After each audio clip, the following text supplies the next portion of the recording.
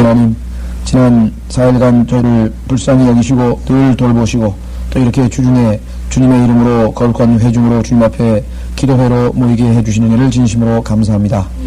주님, 저희가 솔직히 있는 대로 고백컨대 주님께서 말씀하신 대로 저희가 저희의 마음과 저희의 혼과 저희의 생각과 저희의 힘을 다해서 주님을 사랑으로 사랑하라고 하는 그 계명을 저희가 순종치 못하고 주님, 때로는 저희 자신을, 때로는 세상을 이와 같이 사랑하면서 많은 시간들을 보낸 것을 주님 앞에 고백드립니다. 주님, 그러나 저희 마음 중심에 주님을 사랑하는 마음이 있기에 이 시간에 다시 주님을 사모하는 마음으로 참으로 주님 앞에 주님 경배하고 찬양하고 또 주님께서 저희에게 구하라고 하신 대로 간구하기 위해서 저희가 이 시간에 다 모였습니다. 자비로우신 아버지 하나님, 먼저 저희가 주님의 음성을 듣고 그 하나님의 말씀에 따라 주님을 더욱 알고 주님께 더욱 밀착하고 저희의 참으로 영이 주님을 참으로 하나된 영이 주님을 더욱 사모하고 저희의 혼이 참으로 기쁘며 주님, 이 시간을 통해 다시 주님과 밀착하는 복된 시간이 되기를 주님 원하고 원합니다. 자비로우신 아버지 하나님, 이 시간에 거룩한 회중으로 부르신 이 회중이 하나님 앞에 말씀을 들을 때 들을 귀를 주시고 주님, 그 말씀이 저희가 믿음으로 받아서 효과적으로 저희 안의 역사에 그 말씀의 씨앗이 열매를 거두어서 하나님을 영화롭게 하고 저희가 참으로 큰 복을 얻을 수 있도록 도와주시기를 간절히 바라옵고 원합니다. 자비로우신 아버지 하나님, 바라옵고 원하오니 하나님의 말씀을 들려주실 때 저희가 합당한 마음으로 받게 하시고 또 부족한 자를 이 사역을 감당하도록 세우셨는데 주님의 능력으로, 주님의 지혜로, 주님의 명철로 도와주셔서 온전히 이 사역을 감당케 하시고 아버지 하나님, 저희가 드리는 모든 기도가 주님의 뜻에 합당한 기도가 되게 하시고 저희의 모든 행위가 주님 앞에 합당한 행위가 되게 하셔서 주님 응답받는 기도를 할 수 있도록 도와주시기를 간절히 바라옵고 원합니다. 자비로우신 아버지 하나님, 무엇보다도 이 기도회를 더욱더 부흥시키셔서 아버지 하나님, 이 기도회를 통해서 저희가 모든 사역의 중심을 잡고 주님의 선한 인도하심을 받고 주님, 저희의 심령이 부활되고 뜨거워지고 부흥되는 놀라운 역사가 이 기도회를 통해서 이루어지기를 원합니다. 아버지 하나님, 여러 가지 여건에서 어려운 처지에 있는 여러 형제자매들이 있습니다. 아버지 하나님, 참으로 참석하기를 원하지만 여건이 어려운 형제들도 있고 또 아버지 하나님, 그 위에 여러 가지 모양으로 또 질병으로 참석지 못하는 많은 분들이 있습니다. 또 거리가 멀어서 참석지 못하는 분들도 있습니다. 아버지 하나님이 모든 처지를 주님 다 아시오니 있는 처소에서 참으로 주님의 회중들을 함께 모이는 이 성회를 사모할 수 있게 해주시고 주님, 바라옵고 원하오니 여건을 마련하셔서 속히 모든 성도들이 다 함께 모여서 할 말씀을 듣고 주님 간절히 간구하는 그런 복된 시간 될 수 있도록 인도해 주시기를 간구합니다. 하나님, 이 시간 온전히 주님께서 영광을 되시고 악한 마귀의 모든 계기를 막으시고 오늘 참으로 이 시간을 통해 저에게는 큰 유익이 되는 시간으로 축복해 주십시오. 우리 주 예수 그리스도 이름으로 기도하옵나이다. 아멘. 네, 지난 시간에 이어서 이사야서 62장 1절서부터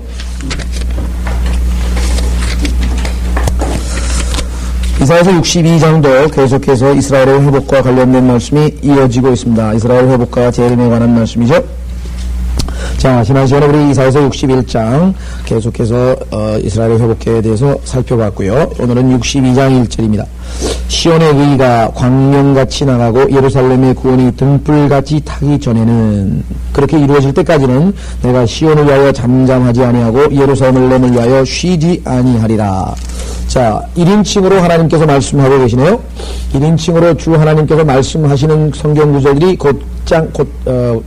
상당히 많지만요. 그 중에서도 가장 참으로 많은 이 책이 이사야서입니다. 이사야서에 보면은 하나님께서 1인칭으로 말씀하시는 내용이 의외로 많고 참으로 하나님의 음성을 직접 들을 수 있는, 또 하나님의 성품을 직접 파악할 수 있는 그런 내용들이 많다고 말씀드렸죠. 시온의 의가 광명같이 나가고 예루살렘의 구원이 등불같이 타기 전에는, 왜냐하면 하나님의 부르심에는 후회하심이 없기 때문에 이스라엘을 하나님께서 부르신 바 그 약속대로 이스라엘을 회복시키시겠다는 하나님의 의지입니다. 로마서로 가보십시오. 로마서에 하나님께서 하나님의 그 부르심에는 후회하심이 없다라고 말씀하셨죠. 로마서 11장 29절입니다. 로마서 11장 29절. 로마서 11장 29절. 일반적으로 우리는 이는 하나님의 은사와 부르심에는 후회가 없으심이니라.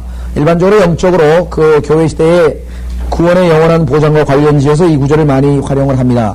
그렇죠? 구원의 영원한 보장과 관련지어서 이 구절을 많이 활용하지만 실제적으로 문맥상으로 봐도 이 내용은 하나님께서 이스라엘을 버리지 아니하시고 결국은 회복시키신다고 하는 내용입니다.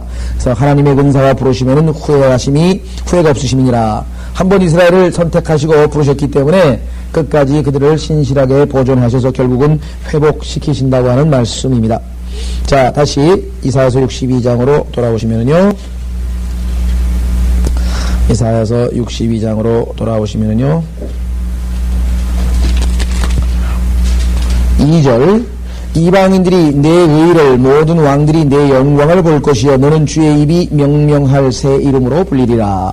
자, 이방인들이 내 의를 본다고 했습니다. 모든 왕들이 내 영광을 볼 것이라고 했습니다.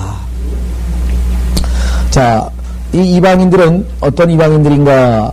당연히 구원받지 못한 이방인들이 나중에 환란을 통과하면서 구원받게 될 이방인들을 얘기하는 거겠죠. 왜냐하면 교회 시대의 이방인들은 예수 그리스도의 몸된 구원을 받은 사람들은 예수 그리스도의 몸된 교회를 형성해서 이미 휴거가 돼 있고, 자, 이방인들이 내 의를 냈을 때는 이 이방인들은 마태복음 25장에 보시면 양과 염소로 구분되는 그 민족들 가운데에서 양으로 구분되게 되는, 즉 이스라엘 민족들을 환란 시대에 도와주어서 구원을 얻게 될, 그래서 하나님으로 예수 그리스도로부터 영광의 보좌에서 양으로 분리되게 될 그 이방인들입니다. 그 모든 민족들을 얘기하는 것이죠. 예, 한번 확인해 보겠습니다. 마태복음 25장. 마태복음 25장.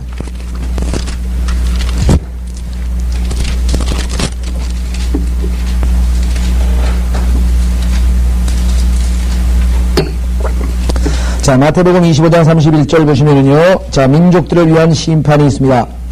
마태복음 25장 31절은 이 지상의 이 민족들이라고 하는 단어는요, 이방인이라고 하는 단어하고 사실은 같은 단어입니다. 이방인들이라고 하는 것은 민족들, nations라는 뜻이에요. nations, gentile, 그 같은 말입니다. 민족들, 즉, 왜? 유대인들 이외의 모든 민족들이 바로 이방인들이잖아요. 그래서 이방인이라는 단어와 민족들이라고 하는 단어는 같은 단어입니다. 다만, 우리가 이방인이라고 했을 때는 이방 민족들이라고 하는 것을 줄여서 이방인이라고 하기도 하고, 또는 하나님을 믿지 아니하고 이신을 섬기는, 즉 우상을 숭배하는 이교도라고 하는 의미에서는 gentile이라고 하는 단어를 안 쓰고 heathen이라고 하는 단어를 씁니다. heathen. 그것도 이제 우리가 이교도라고 보통 얘기를 하는 거죠. 어쨌거나 같은 내용입니다. 자, 마태복음 25장 31절 인자가 그 영광 중에 오고 또 모든 거룩한 천사들이 그와 함께 오면, 자, 이 모든 거룩한 천사들은 아무리 봐도 우리인 것 같죠? 우리가 휴거돼서 천사처럼 모습이 변화돼서 함께 오면 그때 그가 그 영광의 보좌에 앉으리니 지상에 있는 예루살렘입니다. 그 앞에 모든 민족들을 모아놓고 마치 목자가 양들을, 그러니까 어떤 사람들이 나는 양이다 너는 염소다 이렇게 얘기하는 것은 전혀 의미가 없다는 것이에요. 왜? 교회 시대의 성도들하고는 아무 상관이 없는 것이거든요. 그런데 사람들은 여전히 나는 양에게 속해야 된다 그러고 걱정된다 그러고 그런 얘기들을 아직도 우리 주변에서 많이 들어봅니다. 그러나 여기 보시면 심판의 대상이 예수 그리스도의 몸된 교회가 아닙니다. 이것은 이미 위에서 하늘에서 이미 그리스도의 심판석은 이미 끝난 상황이고요. 다 끝나서 상급 누가 어떤 보상을 받는지는 다 결정이 됐고 지상으로 재림하셔서 내려온 상황입니다. 지상에 내려오니까 일본 민족, 중국 민족, 러시아 민족, 독일 민족, 온갖 지상의 수많은 nations, 민족이라고도 하고 국가들이라고도 하는데 그러한 국가들이 이 지상에 있습니다. 예수님께서 재림하셨을 때, 자, 그들을 다 모아놓고 마치 목자가 양들을 염소들에서 갈라놓듯이 그들을 따로 갈라놓으리라. 이 지상에 있는 민족들 가운데에는 예수 그리스도의 육신적인 형제들인 유태인들을 도와준 민족들이 있고 유태인들을 괴롭힌 민족이 있습니다. 그래서 그 중에서 도와준 민족들을 양으로 분류하시겠다고 말씀하고 있습니다. 자, 33절. 그리하여 양들은 그의 오른편에 염소들은 그의 왼편에 세워두고 왕이 그의 오른편에 있는 사람에게 말하기를 오라 내가 내 아버지의 복을 받은 자들아 세상의 기초가 놓인 이래로 너희를 위하여 준비한 그 왕국을 이어받으라. 세상의 기초가 놓인 이래로죠. 우리는 뭐예요? 창세 전에 예수 그리스도를 믿는 예수 그리스도의 몸된 교회는 창세 전에 이미 그리스도 안에서 택함 받았지만 이 사람들은 창세 전이 아니라 세상의 기초가 놓인 이래로 너희를 위하여 준비된 그 왕국을 이어받으라. 이는 내가 굶주렸을 때 너희가 먹을 것을 주었으며 내가 목마를 때 마실 것을 주었도다. 내가 나그네였을 때 대접하였고 또 내가 헐벗었을 때 입혀주었으며 내가 병들었을 때 문안해 주었고 내가 감옥에 갇혔을 때 찾아와 주었도다 하리라. 그때 의인들이 주께 대답하여 말씀드리기를 주여 언제 우리가 주께서 굶주린 것을 보고 잡수실 것을 드렸으며 목마르실 때 마실 것을 드렸나이까. 언제 우리가 주께서 나그네 되신 것을 보고 대접해 드렸으며 헐벗었을 때 입을 것을 드렸나이까. 언제 우리가 주께서 병드신 것을 보았으며 또 감옥에 갇혔을 때 찾아뵈었나이까 라고 하리라. 그러나 왕이 대답하여 그들에게 말하기를 진실로 내가 너에게 말하니 여기 내 형제 가운데 어떤 형제? 영적인 형제 아니고요 육적인 형제, 육적인 형제 이스라엘 백성 여기 내 형제 가운데 가장 작은 자 하나에게 한 것이 곧 나에게 한 것이니라 하리라. 즉 대환란 때에 이스라엘 백성들이 고난을 당할 때 그 고난당하는 유대인들을 도와준 또 보살펴준 그러한 이방인들은 이방 국가들은 양으로 분류될 것이라고 하는 것입니다. 자 반면에 이렇게 되어 있습니다. 41절 그때 왕이 왼편에 있는 자들에게 말하기를 너희 저주받은 자들아 내게서 떠나 마귀와 그의 천사들을 위하여 준비한 영원한 불 속으로 돌아가라. 창세기 12장 3절에서 주님께서 말씀하시기를 아브라함에게 뭐라고 했습니까? 내가 너를 축복하는 자를 축복하고 너를 저주하는 자를 저주하겠다고 약속하신 그 창세기 12장 3절의 말씀은 대환란이 이르기까지도 계속해서 그대로 적용되어서 결국은 이스라엘을 괴롭힌 민족들은 염소로 분류될 것입니다. 자, 그래서 다시 이사야서 62장 2절로 오시면 이방인들이 내 의를 모든 왕들이 내 영광을 볼 것이요. 이 이방 민족들 앞에서 누가 의로운 민족이 됩니까? 이스라엘이 14만 4천 명 남은 자들 그들은 이제 완전히 주 예수 그리스도로 말미암아 의롭게 되어서 이제 모든 이방 민족들이 이스라엘을 드높이게 됩니다. 이스라엘을 괴롭혔던 모든 이방 민족들은 지금 본 것처럼 마귀와 그의 천사들을 위하여 예비한 그러한 불못으로 던져지고 이제 이스라엘을 도와줬던 그 이방 민족들이 의롭게 되고 제사장 국가가 되고 하나님의 백성으로 우뚝 서게 된 회복된 이스라엘을 보고 모든 왕들이 내 영광을 볼 것이요. 그죠? 그때 가면 이제 이스라엘이 하나님 앞에 우뚝 서게 되고 주변에 많은 일본 한국 이보겠어요. 그런 나라들이 쭉 둘러서 있겠죠. 자, 너는 주의 입이 명명할 새 이름으로 불리리라. 새 이름이 무엇인가? 자, 이스라엘은 아시다시피 특히 예루살렘은 많은 이방 민족들의 침략을 받았습니다. 그렇죠? 그 침략을 많이 받았는데 그 중에는 느부갓네살도 있었고 산헤립도 있었고 그 다음에 AD 70년에 티토 로마의 장군 티토도 있었고 그 후에는 모슬렘 국가들도 예루살렘을 점령했고 많은 그러한 이방 민족들의 많은 그런 침략을 받았었습니다. 주님께서 이제 그 이스라엘을 시온을 회복시키셔서 새로운 이름으로 불리우게 할 터인데 그 새로운 이름은 뭐냐? 바로 에스겔서 48장 35절에 확인을 에스겔서 48장 35절에 주께서 여기에 계시다라고 하는 이름으로 불립니다. 주께서 여기에 계시다라고 하는 이름으로 불리우게 될 새로운 시온. 에스겔서 48장 35절 그 사면에 1만 8천이며 그날로부터 그 성읍의 이름이 주께서 거기 계시다가 될 것이라고 얘기를 했습니다. 새로운 이름입니다. 자, 그렇죠? 그 다음에 3절에 이사야서 3절 62장 3절 너는 또한 주의 손에 영광의 면류관과 내 하나님의 손에 왕의 투건이 될 것이라. 이것도 역시 이스라엘의 영광받는 장면이죠. 자, 그래서 내가 더 이상 버리운 자라 칭함받지 아니하겠고, 자, 하나님께서는 바벨론으로 포로로 잡혀갈 때 버렸죠. 버리운 자가 됐었습니다. 근데 지금은 이제 버리운 자라 칭함받지 아니하겠고, 내 땅이 더 이상 황폐한 곳이라 칭함받지 아니하겠으나, 그렇죠? 황폐한 곳이라 이제는 뭐예요?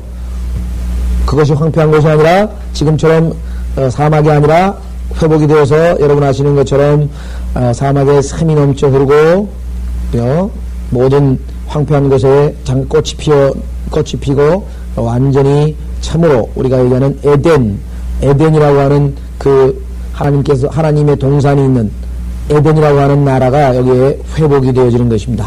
그렇죠? 네. 자, 그래서 무슨 이름으로 불리우는가? 너는 헵시바라. 헵시바라고 하는 단어는 그 뒤에 보면 기쁨이란 뜻인데요. 기쁨. 내 기쁨이 그녀에게 있노라. 이런 뜻입니다. 사실은. 그녀는 물론 예루살렘 성읍을 얘기하는 것이고요. 내 기쁨이 그녀에게 My delight is in her 란 말인데요. 헵시바라고 하는 단어. 그 다음에 비울라라고 불리우는데 이는 주가 너를 기뻐하며 헵시바가 내 기쁨이 그녀 안에 있다라고 하는 표현이기 때문에 헵시바, 기뻐. 그 다음에 내 땅이 혼인하게 될 것이라. 혼인이라고 혼인을 한이란 단어가 비울라입니다. 그래서 이제는 과부가 아니라, 그죠? 결혼을 한, 그래서 열매를 맺는, 이렇게, 회복되는 것이죠. 하나님께서 호세아서에 보면은 버려진 아내, 이스라엘을 하나님께서 버렸는데 그 버린 아내를 다시, 그죠? 데리고 온 그 호세아처럼 하나님께서 이스라엘을 회복시키셔가지고 황폐했고 버려졌던 옛 아내를 하나님께 다시 회복시키셔서 이제는 혼인하게 될 것임이라고 말씀하고 있습니다.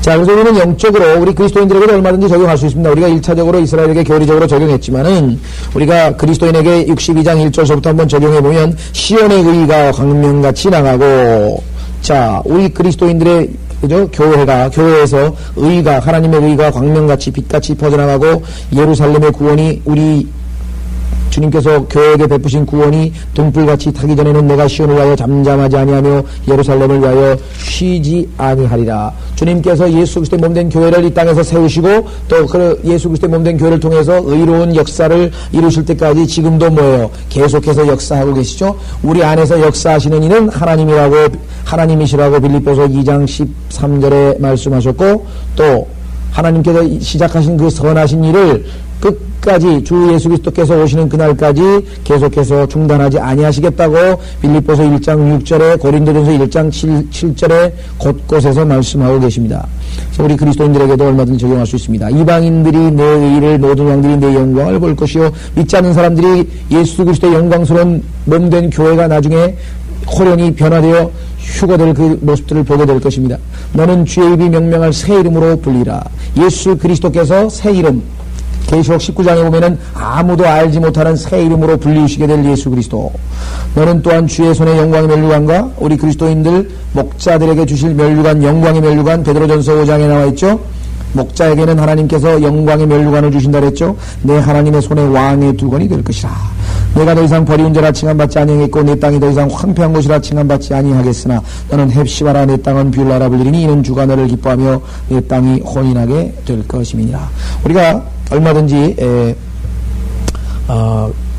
그리스도인에게도 영적으로 적용해 볼 수 있습니다. 우리가 1차적으로 우리가 교리적으로 적용하는 것은 성경을 교리가 1차적인 기록 목적이기 때문에 공부를 하는 것이고, 얼마든지 나에게 여러분들이 소위 말하면 큐티라 그러죠. 또는 혼자서 하나님 말씀을 읽을 때 이것을 나에게 또 우리 그리스도의 몸된 교회에 적용해서 여러분들이 얼마든지 말씀의 은혜를 얻고 또 새 힘을 얻을 수가 있습니다.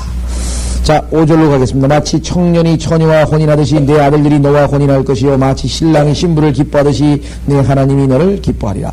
청년, 자, 여기 보면 로드라는데 하나님이 너를 기뻐하듯이 신랑이 신부를 기뻐하듯이 이렇게 되어 있죠. 자, 그래서 청년, 신랑, 여기서 예수 그리스도를 우리가 예표를 볼 수 있죠. 청년이 예수 그리스도께서 처녀와 교회와 혼인하듯이 내 아들들이, 예루살렘의 아들들이죠. 이스라엘 백성이 너와 또하는 그 앞에 나와 있는 땅이네요. 이스라엘 땅. 너와 혼인할 것이며 마치 신랑이 신부를 기뻐하듯이 예수 그리스도께서 신부된 교회를 기뻐하듯이 내 하나님이 너를 기뻐하리라. 이스라엘을 기뻐하리라. 자, 그래서 우리는 두 사람의 신랑과 두 명의 신랑과 두 명의 신부를 보게 됩니다. 성경에서. 그런데 이 세대주의자가 아니고 성경을 올바로 나누지 못하는 사람들의 경우에는 신부는 교회 하나뿐이고 신랑은 예수 그리스도 하나뿐입니다. 그렇게 해서 교회 전체에서 신랑 하나 신부 하나 이렇게 지금 해석을 합니다. 그러나 지금 구약에서 이스라엘의 남편이라고 하나님께서 이스라엘 민족 보고 나는 내 남편이라 이렇게 성경에서 말씀하셨죠. 자, 그래서 이스라엘의 그죠? 아내된 이스라엘, 남편된 아버지 하나님, 그 다음에 예수 그리스도와 그의 몸된 신부인 교회, 이렇게 해서 두 신랑과 두 신부가 성경에 예표되어 있는데, 그것은 우리가 이스라엘과 교회를 분리해서 올바로 나누어서 성경을 공부해야 될 그런 당위성이겠습니다. 자, 그래서 마치 청년이 처녀와 혼인하듯이 내 아들들이 너와 혼인할 것이요 마치 신랑이 신부를 기뻐하듯이 내 하나님이 너를 기뻐하리라. 자, 그래서 여기 처녀라고 했을 때요, 이스라엘은 항상 이 처녀들이라고 이렇게 복수로 쓰였죠. 예. 성경에서 처녀라고 했을 때에는 한 명의 순결한 처녀로 이렇게 고린도후서 11장에 예수 그리스도의 몸된 교회는 단수로 늘 표현이 됩니다. 한번 확인해 보겠습니다. 고린도후서 11장. 고린도후서 11장에 보면은 이렇게 기록되어 있습니다. 2절, 고린도후서 11장 2절. 이는 내가 경건한 질투로 너희에게 질투를 느낌이라 내가 너희를 한 남편에게 정혼시켰나니 이는 한 순결한 처녀로 너희를 그리스도께 바치려는 것이라. 여기서 뭐죠? A chaste virgin이라 해서 A chaste virgin.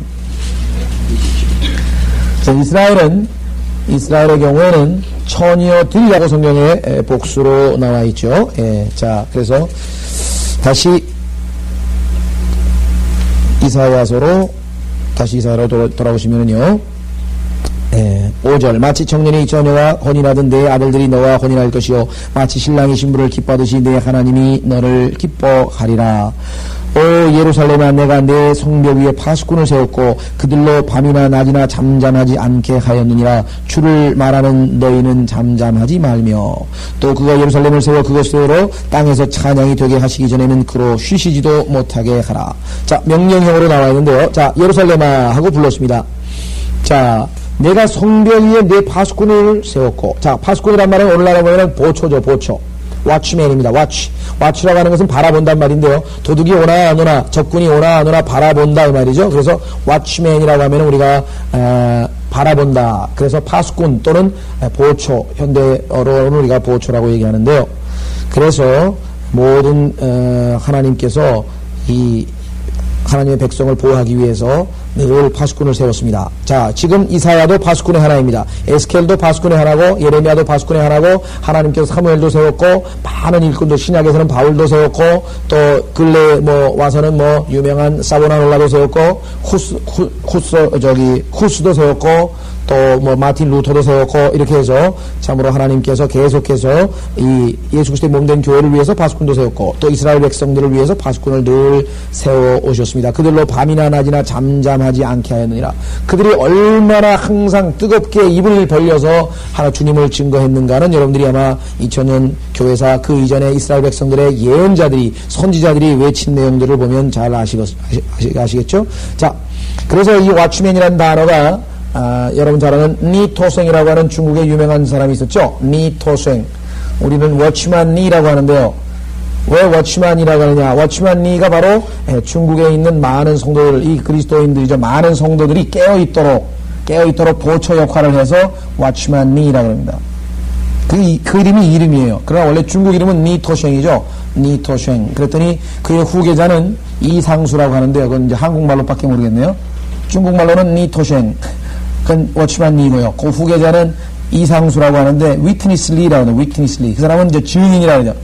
나는 주님의 증인이라서 위트니스 리에서 영어 이름으로 위트니스 리. 그 다음에 워치만 니 이렇게 해서 아주 중국의 참 영적 지도자들인데 문제는 우리가 교리적으로 문제되는 것은 많이 그동안 지적을 했으니까 여기서는 참 여러분도 하나님 앞에 워치맨으로 쓰이고 싶으면은 워치만 하나 붙이세요. 워치만 워치만 엄연미자면 이제 앞으로 워치만 그다음에 워치만이 아니라 워치워먼이네. 이거 참 그렇게 이름 붙이시면은 자, 그래서 이 워치만 니라는 유명한 하나님의 일꾼이 자 여기에서 이름을 얻었습니다. 자, 아시다시피 하나님께서는 꾸준히 계속해서 파수꾼들을 세워서 밤이나 낮이나 밤낮 말씀을 하게끔 했습니다. 심지어는 지난번에도 말씀드린 것처럼 마틴 루터가 일어나기 전에 로마 카톨릭 교회 내에서도 교황을 적그리스도로 지적하면서 비판했던 많은 사람들이 있었습니다. 그 중에 가장 유명했던 사람, 로마 카톨릭에서 카톨릭을 비판한 유명한 사람 중에는 이탈리아의 사보나롤라라고 하는 유명한 사람이 있죠. 그는 교황을 시켜주겠다라고 했던 그러한 유혹도 다 뿌리치고 아주 가톨릭 교회를 성경에 근거해서 강력하게 비판했던 그러한 일꾼이었었습니다.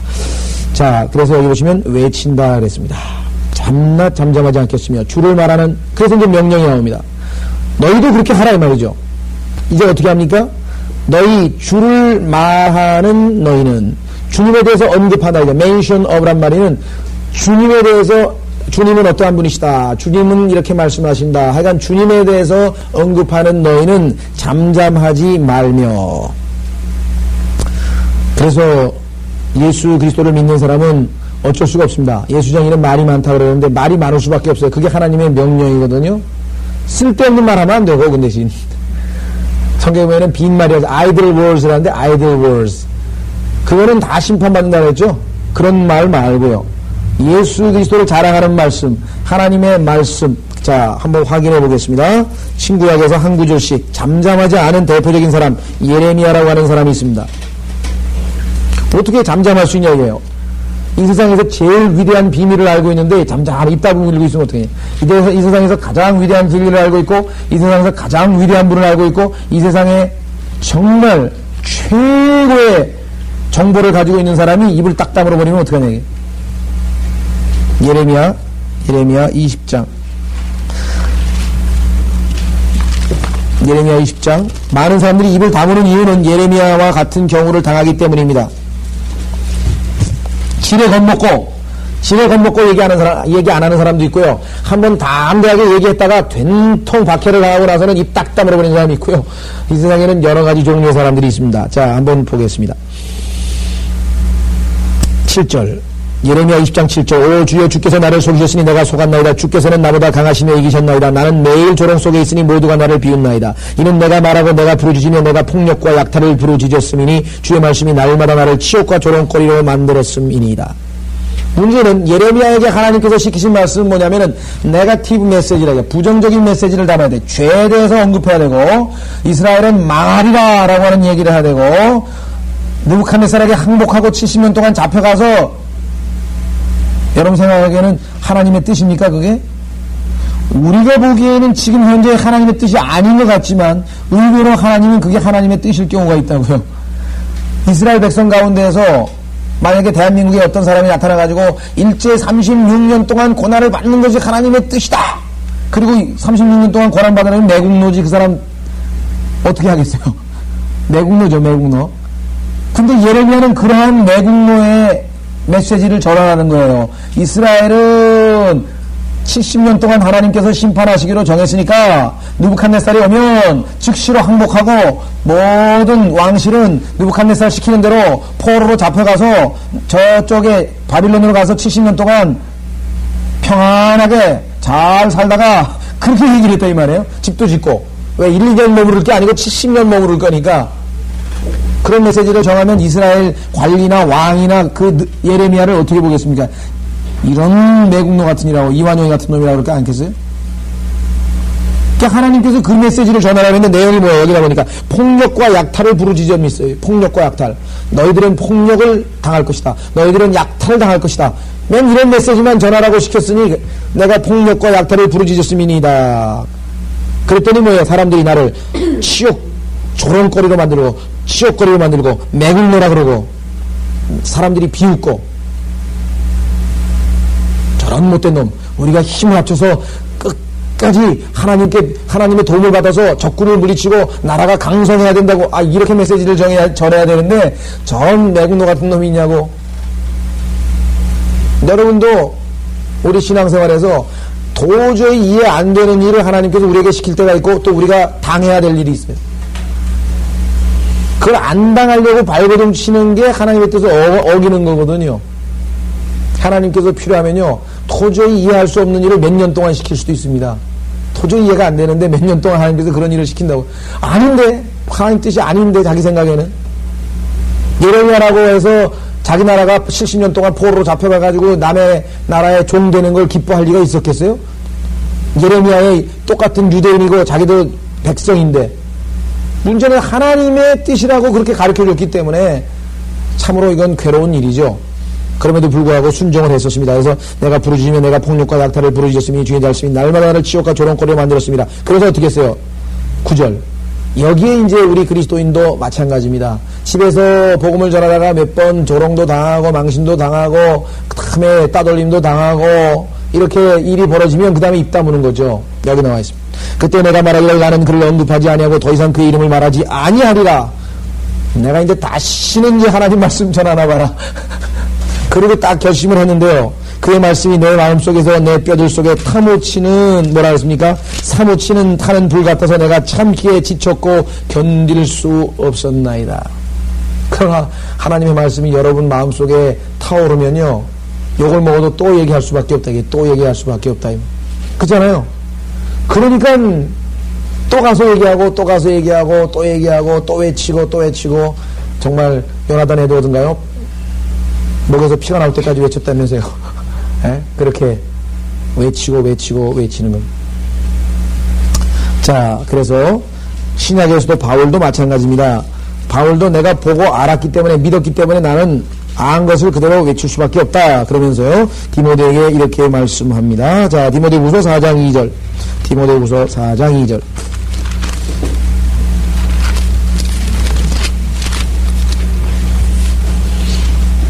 명령입니다. 디모데후서 4장 2절 1절서부터 보시면 그러므로 내가 하나님과 주 예수 그리스도 곧 그가 나타나실 때와 그의 왕국에서 산자들과 죽은 자들을 심판하실 분 앞에서 내게 명하노니 charge란 말이 명령을 내리는 것. 너는 말씀을 전파하라. 때를 얻든지 못 얻든지 항상 대비하라. 모든 오래 참음과 교리로 견풀이라고 하는 책망입니다. 쉬운 일이 아니죠. 어떻게 남을 책망하는 일이 쉽겠습니까? 이거 성령으로 충만하지 않으면 책망하기가 쉽지 않습니다. 그 다음엔 또 뭡니까? rebuke, reprove, rebuke. 여기는 견책, 책망, 뭐 비슷한 말입니다. 꾸짖는단 말이죠. 그래서 꾸짖고, 책망하고, 그 다음에 권고하라. exalt란 말은 하라 이거야. 하라. 예? 자꾸 권하는 거죠.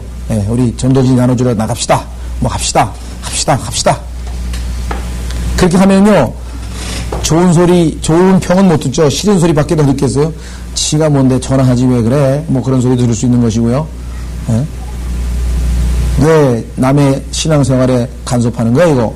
그런 소리 들을 수도 있는 거고요. 그렇죠? 예. 그럼에도 불구하고 우리가 그런 각오를 하고 해야 됩니다. 치욕과 조롱거리를 당할 때 딱 입 다물면 누가 승리하는 거예요? 마귀가 이긴 거예요. 그때는 마귀가 이제 그럼 그렇지. 네가 그렇게 셀프를 사랑하는 줄 내가 알았어. 왜? 치욕과 조롱은 셀프 때문에 못, 치욕과 조롱은 내가 얼마나 내 자신이 비참스러워요. 비참해야 돼요. 그러니까 에이 입 다물어 버린다. 그런데 내가 그리스도와 함께 십자가에 못 박혀 죽어 있다라고 하는 셀프의 죽음을 확고하게 믿는 사람은 그래. 예수 그리스도께서도 온갖 조롱과 박해를 당하시고 그런 비방을 당하셨는데 내가 뭐 다윗도 압살롬에게 쫓겨가면서 시므의 비방을 들으면서 뭐 그래 하나님께서 나를 저주하시는 거야. 그래 저주해 괜찮아. 저주해 괜찮아. 예? 그렇죠? 그래서 우리는 잠잠하지 말지어다. 이게 참 이사야서 62장에서 주님께서 우리에게 주시는 그러한 명령이고 우리가 그대로 순종해야 될 말씀입니다. 자 7절 또 그가 예루살렘을 세워 그것으로 땅에서 찬양이 되게 하시기 전에는 그로 쉬시지도 못하게 하라. 하나님을 쉬시지 못하게 하라는 게 쉬시지 못하게 하라. 계속 일하시도록 계속 기도하고 하나님. 옛날에 제가 아는 교수가 그래요. 하루는 하도 내가 그 교수를 안 찾아가니까 하루는 저를 불렀어요. 그래서 가서 갔더니 자네 왜 이렇게 얼굴도 안 보여? 그래서 아니 뭐 잘 지냅니다 했더니 아니 우는 아이 젖 더 준다는 말도 몰라? 난 그때 그 말 처음 들었어요. 그런 속담이 있다고 그러대. 우는 아이에게 젖 더 준다고. 그 맞는 말이잖아요. 앵앵거리면은 아이가 3명이 누굴 먼저 주겠어요? 앵앵거리고 우는 애를 먼저 줘야 되잖아요. 그죠? 그러니까 자식들도 그냥 아버지한테 와가지고 쫄르는 애한테 뭐 하나를 더 가죠. 그렇죠? 예. 정몽구가 많이 쫄랐는지, 정몽원이가 많이 쫄랐는지 몰라서 애가 누가 많이 쫄랐으니까. 그렇죠? 이게 영적으로 맞는 말이란 말이야. 하나님께도 계속 와가지고 쫄라대고 해달라 그러고, 그걸 하나님이 기뻐하시는 거예요. 우리 인간 부모는 귀찮아가지고, 근데 하나님께서는 자꾸만 찾아오도록 그렇게 하시는 거죠. 그래서 여기 보시면 그가 예루살렘을 세울 것으로 땅에서 찬양이 되게 하시기 전에는 그로 쉬지도 못하게 하라. 이스라엘을 회복시키셔서 영광 받으실 때까지 끝까지 기도하고 끝까지 기도하고 끝까지 기도하고. 그래서 요한복음이 아니죠. 마태복음 5장에 나오는 산상설교에 나오는 그 기도가 뭐예요? 하늘에 계신 우리 아버지, 하늘에 계신 우리 아버지, 그 기도문이 바로 환난 때에 매일매일 왜 일용할 양식을 주옵시고 그렇게 해서 나라와 권세와 영광이 아버지께 영원히 싸움나이다. 그날 오실까지 끝까지 기도해서 드디어 뭐예요? 주님께서 응답하시는 것이 재림입니다. 환난 동안에 기도하는 제자들의 기도죠. 자, 그래서 다시 본문에 오시면 8절. 주께서 그의 오른손과 그의 능력의 팔로 맹세하시기를. 자, 이제 하나님께서 어떻게 맹세하시는가? 실로 내가 내 곡식을 다시는 내 원수들의 양식으로 주지 아니하겠으며 타국인들의 아들들이 내가 수고하여 얻은 내 포도주를 마시지 못할 것이니 오직 그것을 거둬들인 자들이 그것을 먹고 주를 찬양할 것이요 또 그것을 함께 거둬들인 자들이 나의 성소에 들어서 그것을 마시리라 하셨느니라. 자, 이스라엘 백성은 얼마만큼 축복을 받았는지요. 카나안 땅에 들어갔을 때 자기들이 농사 짓지도 아니한 것, 남이 자기들이 짓지도 않은 집에서 살았어요. 왜? 하나님께서 카나안 족속들을 싹 다 죽이고 집도 공짜로 얻었죠. 가축도 공짜로 얻었죠. 농사지어 그 사람들이 다 지은 거 공짜로 먹었어요. 그래서 하나님께서 그렇게 축복을 하셨습니다. 그 다음에 물론 들어가셔서는 하나님께서 농사 짓을 때마다 위에서 늦은 비, 이른 비 주시고 다 정말 적절하게 모든 날씨를 조정하셔서 먹고 사는데 아무 지장 없게 농사 짓게 해주셨어요. 그런데 이스라엘이 거역하고 반역하고 하나님의 뜻을 어기고 우상 숭배하고 계속해서 하나님을 어기니까 어떻게 됐어요? 나중에는 하나님께서 뭐라고 하시냐면 네가 농사를 지어도 다른 원수들이 와서 다 먹어치울 것이고 네가 자식을 낳아도 자식 다 뺏어갈 것이고 네 부인도 다 뺏어갈 것이고 그래가지고 결국은 뭐예요? 쫙 농사지어서 이제 추수 중에서 먹어볼까 하는데 그냥 미디안 사람이 쳐들어와가지고 싹 뺏어가고 재판관계에서도 그런 일이 나오고 열왕기에도 나오고 열왕기 하에도 나오고 그와 같은 이스라엘 역사의 반복이 있었죠. 자, 신명기 28장에 그렇게 예언하신 대로 그대로 하셨습니다. 신명기 28장에 하나님께서 저주의 내용에 보면 농사를 지어봐야 남이 와서 다 먹어치운다.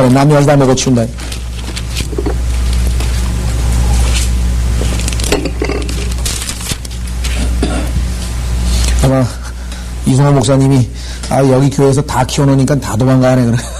키워놓으면 도망가고 그잖아요. 그 복이 하나님 말씀에 잘 순종하면 거기서 잘 키워서 잘 데리고 잘 열매도 맺고 그럴 텐데 키워놓으면 도망가고 열심히 신학원에서 가르쳐놓으면 나가버리고 참 영적인 법칙은 다 어디에나 적용되는 것 같아요. 보니까요. 신명기 28장 한번 확인해 보십시오.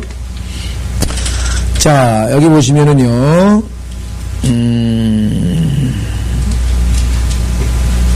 어디냐면요, 49절, 28장 49절, 뭐 곳곳에 나오겠습니다만은, 일단 우선 49절에 보시면은요, 39절부터 보겠습니다. 39절. 내가 포도원들을 만들고 가꿀 것이나 포도주를 마시지도 못하고 포도를 거두지도 못하는 이는 벌레가 그것들을 먹을 것이기 때문이라. 일단 벌레고요. 그 다음에 40절에도 내가 내 모든 지경에다 올리브 나무를 심을 것이나 내가 그 기름을 내게 붓지 못하는 이는 내 올리브 나무에서 그 열매가 떨어질 것이기 때문이라. 다 하나님께서, 그렇죠. 우리 농사 사과 열심히 지어놨는데 딱 보니까 바람에 다 떨어져가지고 상품이 하나도 안 되고 까마귀 와서 다 쪼아먹어버렸으면 그거 어떻게 되겠습니까? 그런 일들이 벌어지게 하시겠다고 하나님께서 말씀하고 계십니다. 자, 그 다음에요. 49절. 주께서 너를 치려고 땅끝 멀리에서 독수리가 빨리 나는 것 같이 한 민족을 데려오시려니 느부갓네살. 이는 내가 그 언어를 알지 못하는 민족이요. 물론 재림 때에 적용됩니다. 재림 때에 환난 때도 적용되죠. 용모가 흉악한 민족으로 노인을 존경하지도 아니하고 또한 어린아이에게 호의를 베풀지 아니하며 그는 내가 주의 열매와 내 땅의 열매를 먹기를 내가 망할 때까지 하며 또한 곡식이나 포도주나 기름이나 내 소떼의 소산과 내 양떼들을 남기지 아니하기를 내가 망할 때까지 하리라. 예? 그뿐입니까? 이게 지금 뭐 어마어마한 일이 벌어지는 거예요. 그래서 하나님께서 이와 같이 소출도 다 회복시키시겠다. 자, 그래서 이사야서 62장 다시 오시면 8절과 9절이 바로 하나님께서 이와 같은 재앙에서 돌이키시겠다고 하는 말씀입니다. 자, 8절. 주께서 그의 오른손과 그의 능력의 팔로 맹세하시기를 실로 내가 내 곡식을 다시는, 왜? 그전에는 원수들이 와서 다 먹어치웠거든요. 다시는 내 원수들의 양식으로 주지 아니하겠으며 타국인들의 아내들이 내가 수고하여 얻은 내 포도주를 마시지 못할 것이니 오직 그것을 거둬들인 자들이. 자, 이스라엘은 이제 뭐가 됩니까? 사막이 샘이 되어 사막에서 샘이 흘러나오고 아름다운 그죠? 곡식과 꽃이 피어 향연하고 그래서 그 예루살렘을 중심으로 한 에덴이라고 하는 나라, 즉 이스라엘이 천년왕국에 세워질 그 나라 아라랏산을 정점으로 해서 밑에 나일강까지 오른쪽으로 유프라테스 강까지 정삼각형의 모습으로 이루어질 그 나라에서는 정말 농사가 얼마나 잘 지어지는지, 심지어는 얼마만큼 농사를 지은다 그랬습니까? 계시록으로 한번 나와보십시오.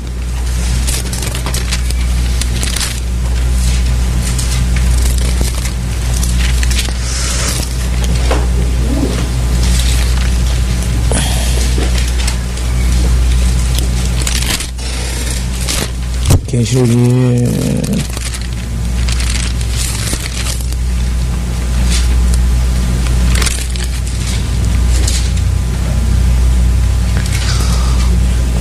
계시록이 아니군요. 제가 지금 못 찾겠습니다만은 햇볕이 7배가 된다 그랬습니다. 그죠? 하나님께서 햇빛을 7배로 비추게 하셔가지고 이모작이 아니에요. 이제는 이게 뭐 거두은 다음에 그 다음에 바로 또 거두어야 돼요. 그냥 계속 아주 막 얼마만큼 그 농사가 잘 되는지, 그죠? 제가 그 구절을 지금 정확하게 찾지 못하겠네요. 나중에 한번 확인해 보겠습니다. 어쨌거나 하여간 뭐 농사가 얼마나 잘 되는지, 오직 그것을 거둬들인 자들이 그것을 먹고 주를 찬양할 것이요 또 그것을 함께 거둬들인 자들이 나의 성소의 뜰에서 그것을 마시리라 하셨느니라. 이스라엘의 완전한 회복을 말씀하고 있죠. 자, 10절 이사야서 62장 10절 통과해 가라, 성물들을 통과해 가라, 너희는 백성의 길을 예비하라. 백성의 길을 예비하라. 이사야 40장에서 봤었죠. 자, 쌓아올리라, 대로를 쌓아올리라, 킹스 하이웨이 보셨죠? 도를 가려내고 백성을 위하여 깃발을 들어 올리라. 자, 이제 예수 그리스도의 재림이 일어납니다. 그래서 통과해 가라, 성문들을 통과해 가라, 너희는 백성의 길을 예비하라. 이스라엘 백성입니다. 쌓아올리라, 대로를 쌓아올리라, 도를 가려내고 백성을 위하여 깃발을 들어 올리라. 이사야서 40장하고 문맥이 똑같죠? 확인해 보겠습니다. 예수 그리스도께서 재림하실 때 침례인 요한을 보내셔서 하나님께서 길을 쭉 예비하십니다.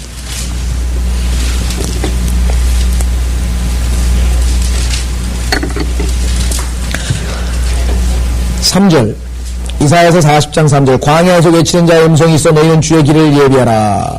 사막에서 우리 하나님의 대로를 곧게 하라. 모든 골짜기는 솟아올 것이며 모든 산과 작은 산은 나눠질 것이라. 구부러진 것이 굳게 되며 울퉁불퉁한 곳들이 평탄케 되리라.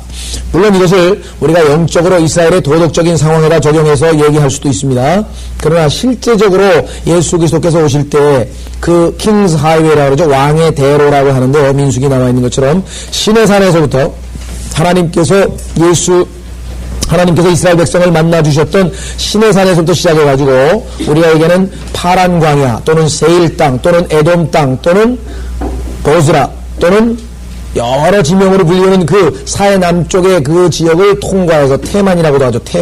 테만이라고도 하고 보스라라고도 하고 셀라 페트라라고도 하고 여러 지명으로 불리는 그 지역을 통과해서 이제 이스라엘의 여호수아에 의해서 인도되었던 그 여정을 따라서 이제 예수 그리스도께서 올라오시게 될 것입니다. 그리고 실제적으로 이제 주님께서 그 도로들을 그 길들을 평탄케 하시겠죠.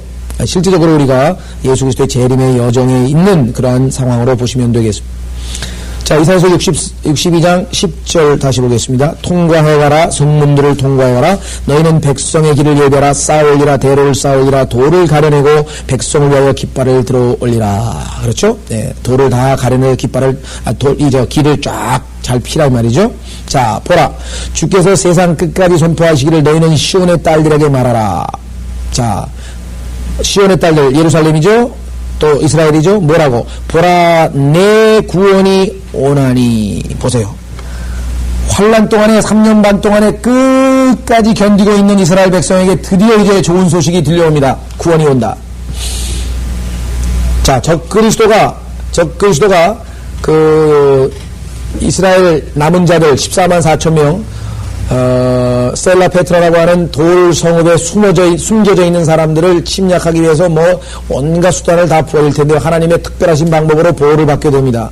그때 성경에 보면은 파수꾼들이 보초 이스라엘 14만 4천이 보초를 쓰게 됩니다. 그 파수꾼들에게 들려오는 좋은 소식이 뭐냐? 드디어 뭐예요? 드디어 메시아가 오신다는 거죠. 자, 그래서 여기 보시면은 보라 내 구원이 오나니 보라 그의 보상이 그의 상급이 그에게 있고 그의 역사가 그의 앞에 있느니라 하셨느니라. 자, 이스라엘이 내 구원입니다. 다른 사람 구원 아니고 이방인 구원 아니고 환란에서 이겨낸 자들 즉 이스라엘의 구원이 오냐니 보라 그의 상급이 자 그에게 있고 그의 역사가 그의 앞에 있느니라. 자, 여기 행이라고 그러죠? work 일이죠, 일. 예, 그래서 우리가 환란 때는 행위와 관련된 구원이라고 늘 말씀을 드렸었습니다. 자, 그래서 결국은 이제 이스라엘은 구원을 받게 됩니다. 그래서 사람들이 이제 누굽니까? 이방인들이죠. 사람들이 그들을 뭐라고 부른다고요? 거룩한 백성이라. 제사장 국가가 됩니다. 거룩한 백성이라 주의 구속받은 자들이라 부를 것이요. 너는 찾은 자라 버려지지 아니한 성읍이라 불리우리라. 자, 여기서 우리가 찾는 자라고 했을 때는요, 두 가지 뜻입니다. 찾은 자. 여기서 지금 번역이 이 sought out이라고 그랬는데요. search out이라고 하는 능동태로 하면은 찾아 나선다는 뜻이거든요. 자, 이스라엘 사람들을 누가 찾아 나서요? 이방인들이. 야, 우리 야곱의 전에 올라가자. 배우러 가자. 진리를 배우러 가자. 하나님을 만나러 가자 하면서 뭐예요? 예루살렘이 그때는 최고의 인기가 뭐 지금은 와싱턴인지 백악관인지 잘 모르지만 그때 가면은 사람들이 어디를 찾아가요? 전부 다 예루살렘을 찾아간다고 말이죠. 그래서 sought out이라는 단어는 잊어버렸다가 찾았다는 그런 의미보다도 사람들이 거기를 찾으러 간다. 그래서 많은 사람들이 찾는 도시라 이런 뜻으로 쓰였습니다. 이사야서 2장에 나와 있죠. 한번 확인해 보십시오. 이사야서 2장에 이제 그야말로 그때는 성지순례입니다. 세계 각국에서 성지순례단이 모집이 되는 거예요. 그래서 성지순례단이 쫙 모집이 돼가지고 전부 다 어디로 가느냐? 예루살렘으로 갑니다. 자, 이사야서 2장 2절 마지막 날들의 주의 전에 산이 산들의 정상에 세워질 것이요 작은 산들 위에 높아지리니 모든 민족들이 그것으로 몰려들 것이라. 모든 민족들이 가자. 뭐라고 합니까? 많은 백성이 가며 말하기를 너희는 오라 우리가 주의 산에 야곱의 하나님의 전에 올라가자. 그리하면 그가 그의 길을 우리에게 가르치실 것이며 우리는 그의 길에서 행하리니 이는 율법이 시온에서 나오며 주의 말씀은 예루살렘으로부터 나올 것임이라 하리라. 제가 오늘 저 가방에 있는데 아직 길에서 이렇게 얼핏 보니까 최근에 그 교황이 이스라엘을 방문해가지고 특집 기사가 나왔어요. 그래서 뉴스위크의 한국어판으로 된 뉴스위크를 이렇게 보니까 이제 소위 말하면 여러 종교죠. 그다음에 유대교하고 그다음에 이제 회교 팔레스타인이니까 회교하고 그다음에 카톨릭 기독교하고 화해 무드를 조성하기 위해서 이제 교황이 그것을 방문했는데 예수라고 하는 인물은 회교도들이 볼 때는 누구고 그다음에 유대교인들이 보면 누구고 그다음에 뭐 불교에서는 예수가 뭐라고 돼 있고 이래가면서 아주 그냥 세계 각국의 종교는 예수를 기점으로 통일될 수 있다. 뭐 이런 비슷한 내용이 그냥 아주 뭐라 그러니까요. 헤드라인으로 첫 번째 그 아주 이 표지에 딱 예수님의 사진이 진짜 사진도 아니겠지만요. 그려져 있으면서 아주 막 대대적으로 이렇게 내놨더라고요. 그 사람들에게 보면은 유대인들은 지금 예수님을 뭐라 그럽니까? 옛날에는 아주 배교한, 그렇죠? 배교한 아주 배반자였죠. 요즘에 와서는 혁명적인, 당시로서는 이해할 수 없었지만 혁명적인 훌륭한 유대의 어떤 한 스승이 아니었냐, 또 이렇게 긍정적으로 평가하는 개혁자 또는 혁명가로 보는 사람들이 있습니다. 그죠? 거듭난 그리스도인들에게는 구세주여 하나님이신 그분이시지만 그렇게 보지 않는 사람들의 의견을 쫙 적어놨어요. 근데 이제는 예수 그리스도께서 오시게 되면 그렇지 않는다 말이에요. 다 알아요. 그분이 누구인지 다 알아본다 말이죠. 자, 히브리서에 뭐라고 했습니까? 한번 보십시오. 히브리서 8장. 다 알아요, 이제 가면. 지금은 몰라요. 지금은 써놓은 거 보니까요. 옛날 같으면 정말 집어 던지고 싶더라고요. 제 심정에 이따위를 써놨냐고 그냥 화가 나서 정말 성질이 나서 집어 던질만 한데 인내심을 가지고 끝까지 다 읽었어요. 뭐라고 도대체 써놨나. 세상 이 회교도에서는 예수님을 뭐라고 생각하고 있고 이 유대교인들은 뭐라고 생각하고 있고 또 이 신문 기자는 또 뭐라고 떠벌려놨는지 또 하여간 대여섯 페이지를 열심히 읽었는데 보니까 몰라요. 자연인은 몰라요. 자연인은 모른다. 자, 히브리서 8장에 보면 이제는 뭐라고 되어 있습니까? 11절. 예수님이 오시게 돼서 이제는 사람들이 다 알게 됩니다. 그들이 지금 아닙니다. 지금은 모르는 사람 투성이에요. 이걸 교회시대 적용하면 안 됩니다. 그들이 자기 이웃이나 형제에게 일일이 가르쳐 주를 알라고 하지 아니하니 이는 그들이 가장 작은 자로부터 가장 큰 자에 이르기까지 다 나를 알게 될 것이기 때문이라. 그때 가면요 다 알아요. 예수님이 누구인지 가르쳐 줄 필요도 없어요. 그러니까 지금 열심히 전해줘요. 지금 알아야 구원받죠. 자, 다시 이사야서로 돌아오면, 물론 에스겔서에서도 써있죠. 그런 내용은 많이 써있습니다. 자, 끝까지 다시 돌아오셔서 12절. 이사야서 12장 12절. 사람들이 그들을 거룩한 백성이라 주의 구속받은 자들이라 부를 것이요 또 너는 사람들이 찾는 자라 버려지지 아니한 성읍이라고 그렇게 할 것입니다. 자, 그래서 이 이방인들이 유대인들을 이제 드높이고 찾는 장면입니다. 그렇죠? 예. 자, 그래서 우리는 오늘 여기까지 성경 공부를 하고요. 네. 다음 시간에 이사야서 63장서부터 보겠습니다. 이 시간에 우리 기도를 하겠습니다. 아마 기도 제목이 지난번과 비슷하기 때문에 아마 다들 그냥 제가 3월 22일 거 가지고 있는데요. 예. 오늘 홍성률 목사님 아침 10시 40분 비행기로 가셨습니다. 그래서 일주일간 6일간인데요. 오전 오후 새벽하고 밤하고 하면 12번의 집회가 있을 터인데 특별하게 주님 도와주시고 무엇보다도 건강해야 될 것 같습니다. 아침 저녁으로 12번 새벽에 하고 또 중간에 길게 쉬었다가 또 밤에 직장 끝나는 사람들이 있으니까 저녁 7시 반에 또 모이고 이렇게 집회하게 되면은 건강 특히 잘 지켜주시도록, 그 다음에 지혜 주시고 성령 충만하게 해주셔서 합당하게 하나님께 영광 돌리고 또 열매 맺을 수 있도록 그렇게 도와주시도록 기도해 주시길 바랍니다.